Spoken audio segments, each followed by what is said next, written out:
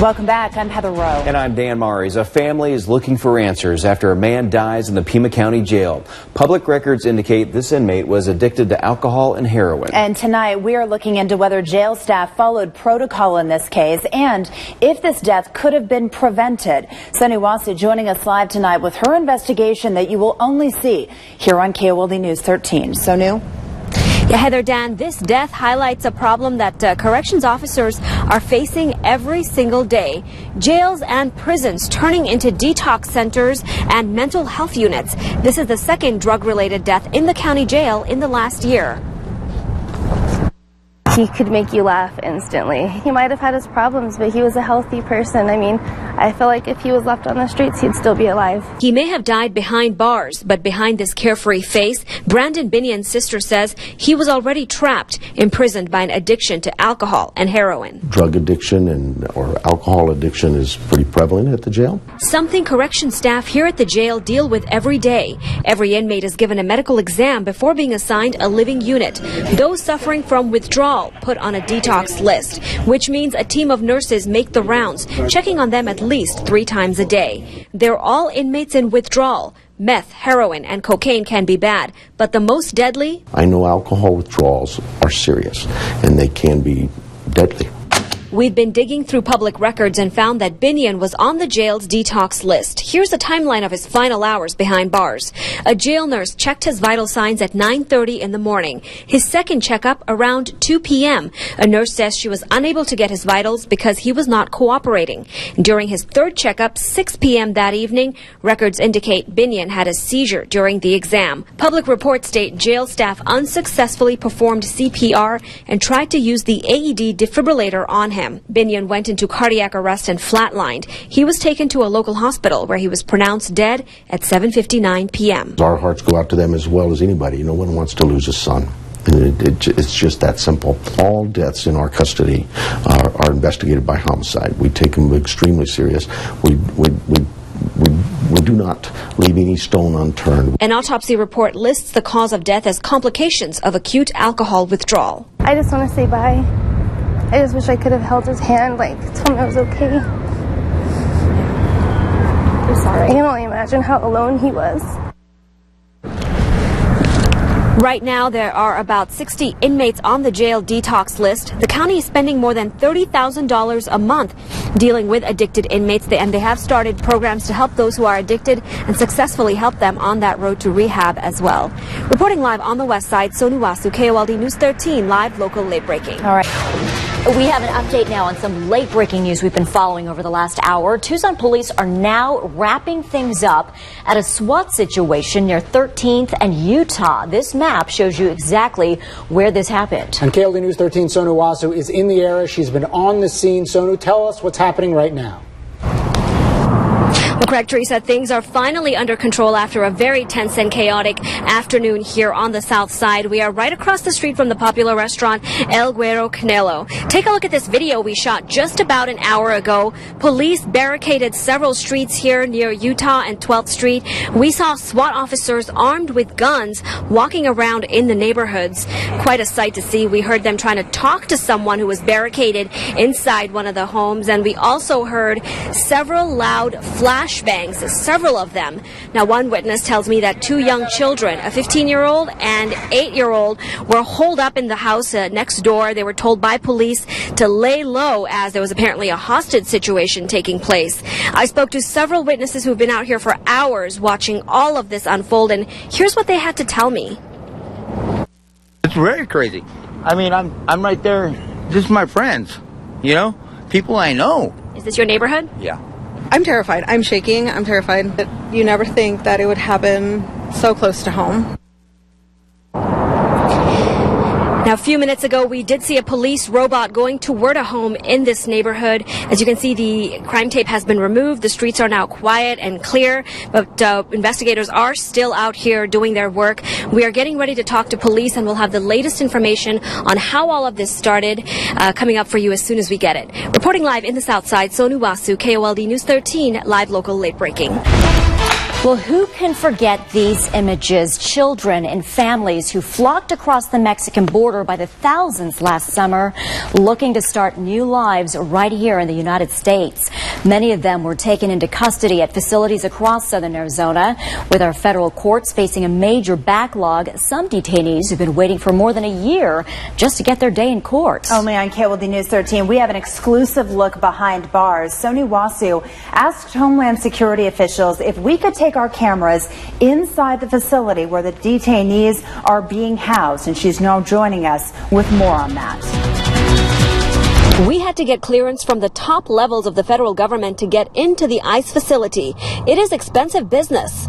According to reports we have obtained, the cost of federal detention, $164 a day for one detainee.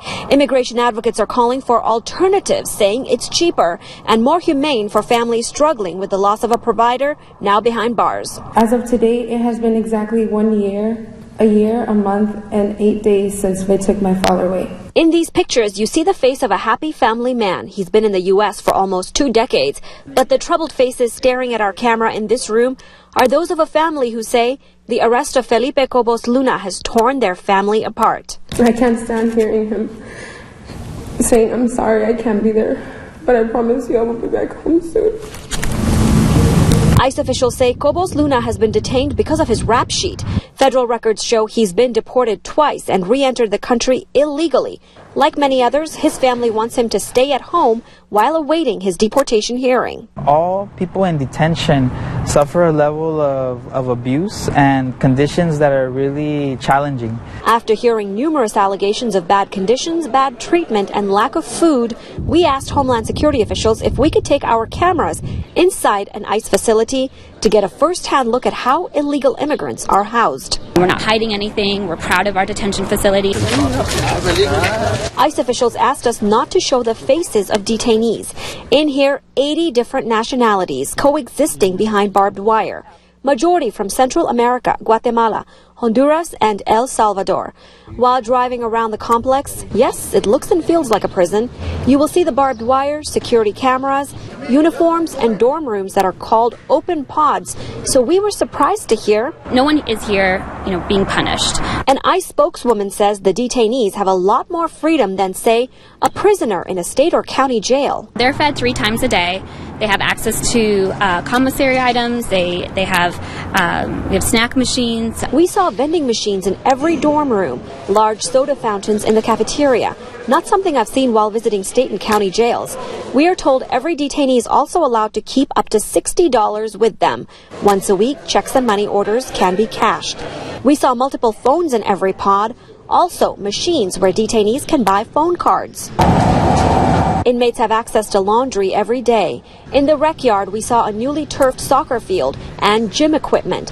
In the day rooms, 2 TVs where detainees are allowed to stay up until 1 a.m. on weekends and hang out. But immigration advocates say the complaints they're hearing are serious.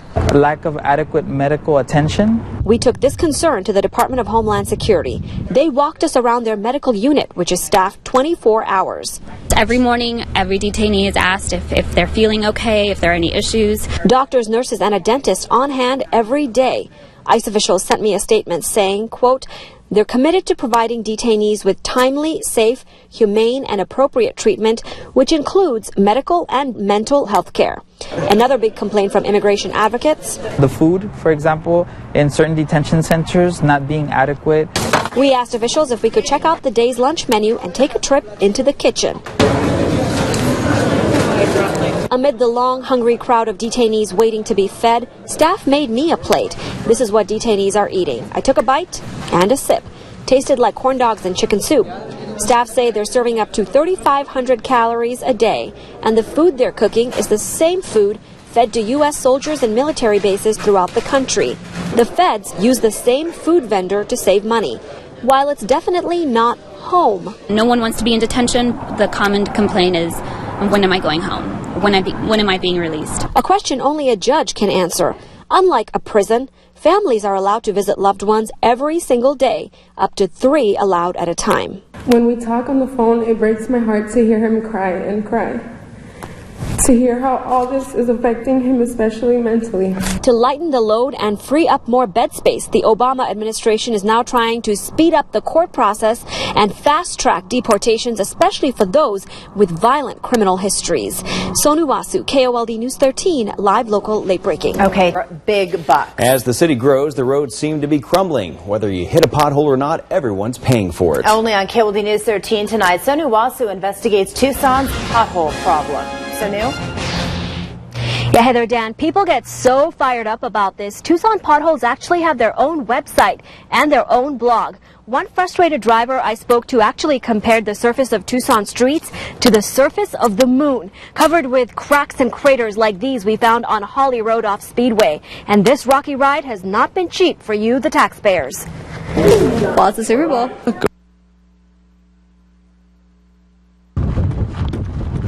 It's a rattling ride that's shaking up nerves. Oh, it was jarring, like worse than the worst turbulence you have in an aircraft. Putting a dent in drivers' pocketbooks. I hit a pothole near Grant and Dodge, and it was so severe, the car practically jumped up in the air. I was near Drockman, and I just ran into this monster pothole on Stone Avenue. Turned out that pothole I hit cracked a rim on my car. While drivers are seeing red. Frustrating? Very frustrating. Tire shops are seeing green. Every day we get people that come in that hit a pothole. Damage that can cost you anywhere from $100 to $500. Thanks to good documentation, Jeremy Christopher made sure the city paid for his new wheels. $450 refunded. The city, no questions asked, they sent me a check. But that's because Christopher made sure he had all the paperwork. We checked in with the city's risk management department asking what type of proof a driver should have. Here's what we learned. If your damage estimates are more than $1,000, the city requires 2 estimates, photos of the damage, a location and time of loss, so the city can review the area. Risk management will then conduct an internal review before writing you a check.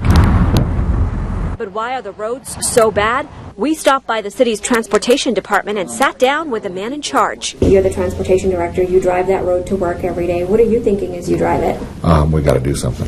And Cole adds, they have been. Pothole crews are out 5 days a week working all over the city. We asked the city if we could follow them around and see what they do. We tracked down this crew working off a very bumpy street road near Speedway. After all this labor, hopefully a smoother ride for drivers. But how long will this quick fix last? Is that a Band-Aid fix? Absolutely. The emotions and aggregates it's a Band-Aid fix. It's not a long-term permanent patch, but you're getting years of service out of it. That brings us to Grant Road. Even the transportation director admits that's one of our worst roads in the system. Tucson voters passed Prop 409 in 2012, giving the city access to $100 million to repair the rough roads. Long-term solutions for Grant Road include a complete widening, also a new surface, but that could take years. Until then, short-term fixes are taking place to smooth things over temporarily. Well, we're going to take that off of our worst list and to be one of our better streets here by, say, this next summer. Now, in the last year, the city has received more than 2,000 pothole complaints from residents, many who say city potholes ruined their wheels, and that has cost the city more than $30,000 in the last 2 years. That's how much they've shelled out to drivers who have successfully filed claims. And in order for you to get paid, the pothole needs to be logged in the city's computer system. So it's extremely important you call it in. City officials tell us they'll try to get a crew out to fix it, ideally within 3 weeks. Now, we've got a link for the Prop 409 pothole repair timeline posted up for you on our website. That's TucsonNewsNow.com. You can see how much the city has already spent, also where they'll be working next on that website. And to find out how to report a pothole to the city, we've also got the city's pothole hotline number posted for you up there on our website as well. Sonu Wasu, KOLD News 13, live, local, late breaking. All right, thank you so much. Yes, we've got crews covering southern Arizona. They've been out there all day and night. KOLD News 13, Sonu Wasu in Cochise County with a live look at the aftermath of the rainstorms. Yeah, Dan, Heather, we're still seeing a lot of water out here in Cochise County. Take a look. This is one of the washes still flowing through the Ramsey Road area. We're in the Hereford community of Hereford. Some farmers living around here are going to have a long night. They tell me the barns and pig pens are filling up with water, so they are scrambling to move the animals to safety tonight. This is video we shot on Roxanne Newman's property tonight. A gushing creek has washed away part of her driveway. We definitely did not want to attempt to cross this raging river. Has it ever gotten this bad before out here? Not as bad as right now. We've been able to not cross, but not with this speed. It's fast. When you look at all this, what are you thinking? We need the water. It's been raining on and off since Wednesday, the rain that created this beautiful waterfall in the Huachuca Mountains. Not such a pretty sight when it gets literally into your home. Water flooded the pig pens and filled the animal sheds with mud, displacing the animals on this farm. We have a lot of flooding in our pig pen. We had 300-pound pigs that we had to, in the middle of the night last night, had to shove down to another pen which was muddy instead of being completely drenched. But they were up to their necks in mud and water, and I was up to here in mud and water. And the pigs were up to their neck in water? Yeah. Within an hour. It flooded within an hour. While property owners deal with this mess, residents on the other side of Hereford Road will have to take another way home. The San Pedro River, which spilled over its banks, has completely washed away part of the road. Some residents actually saw the asphalt getting sucked into the water. Residents have been stopping by the Hereford Bridge to check out the site. Very scary, very beautiful actually. Amazing, lots of water from one end to another. We got about between 3 and 4 inches depending on where people were, so it was very steady downpour all night long. And I know you live 10 miles away, so what brings you down here? Just wanting to see what the river looks like at full crest or over full crest. Now, most roads are back open, but if you do see flowing water, we tell you this all the time, turn around, don't drown. You just don't know how deep that water can be, and many people end up getting stuck in the mud before the force of that water literally just sucks them in. Reporting live in Cochise County, Sonu Wasu, KOLD News 13, live, local, late breaking. Thank you, Sonu. State